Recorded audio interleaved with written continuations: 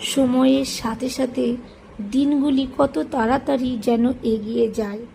9 মাস গর্ভে ধরে সেই মা কত কষ্টে আমাদের পৃথিবীর আলো দেখায়।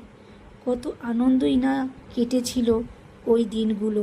তারপর বড় হয়ে স্কুল কলেজটাই না ছিল কত আনন্দের মুহূর্ত।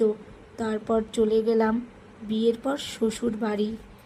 আস্তে আস্তে শ্বশুর বাড়ির সবাইকে করে নিলাম আপনজন। তারপর যখন মা হলাম তখন বুঝতে পারলাম মা হওয়ার এক সুন্দর অনুভূতি। সে মাই হোক বা বোন বা দিদি, সেই পারে একমাত্র সংসারটাকে সুন্দর করে তোলার।